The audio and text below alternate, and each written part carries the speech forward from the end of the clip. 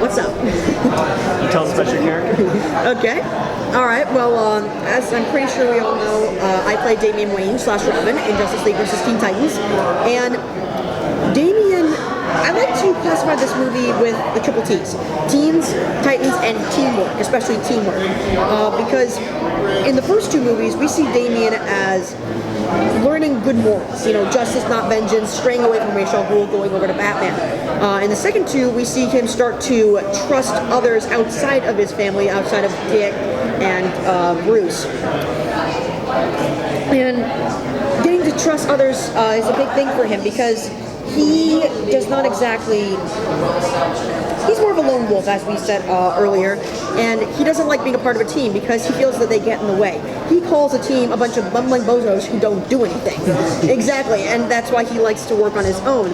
And I feel that's partially because he never really got a chance to connect with a real childhood. He was always preparing to take over the role of Ra's al Ghul and the League of Assassins. So being with the Teen Titans really teaches him you don't have to take all the weight on your shoulders. You can take a leap of faith every once in a while and learn to open up to others. And he does so. He gets some friends out of it. Yeah. Does he have like a newfound respect of Nightwing, who came from the Teen Titans? Does he like understand him better now? He understands him, I suppose, a little bit more because beforehand he still looked up to him pretty highly. I mean, even though he calls him an unavoidable irritation, he's the closest thing that Damian has to somewhat like a brother, so to speak. And since he doesn't exactly have many kids to hang out with around him, he's kind of the closest thing to get to that.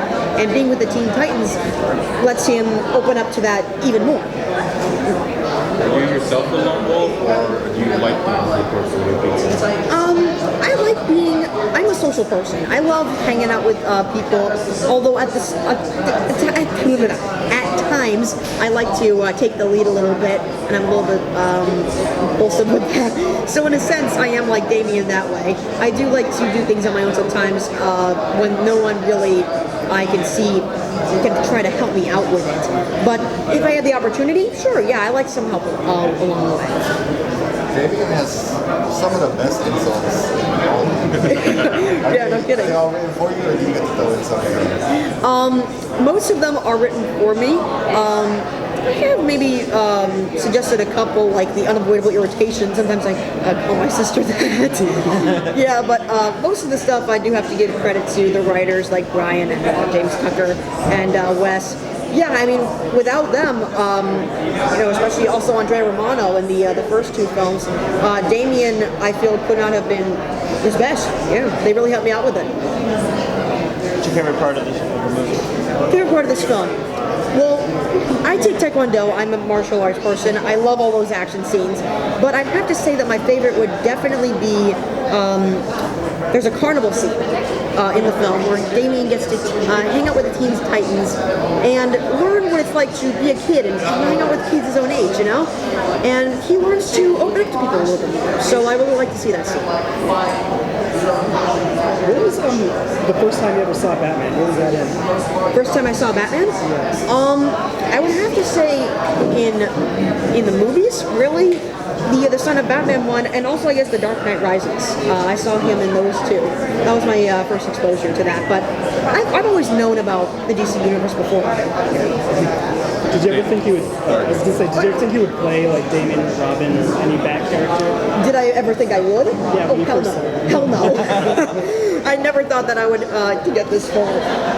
Playing Damian, he's such an iconic character, so getting the chance to play Damian is really like a once-in-a-lifetime opportunity, and I embrace it full force, yeah. Do you have a favorite Robin? Or? Favorite Robin? Well, other than me, obviously, I'm biased.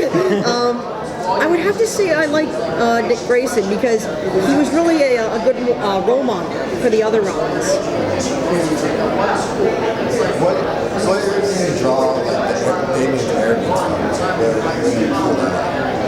Where do I draw his arrogance from? The arrogance, I guess I just draw from me being a leader just at school and around the house. I always like to take charge. So that arrogance, I suppose, just comes from at home and at school. Yeah, just daily life. Do you relate to somebody young being sort of forced to grow up and have a lot of responsibility? Well, I suppose that becoming an actor so young was kind of growing up a little bit in itself, because when I was back in Virginia, before I moved out here fully in 2012, my friends started to turn away from me a little bit, because in Virginia, acting isn't exactly so common. You don't exactly want your kids to get into it, especially when you're so settled. And over here, you have to move all the way across the country, really, if you really want to get into it. So yeah, a couple of my friends and their families started to shut me out a little bit. You know what I mean? I mean, of course, out here, everyone loves actors.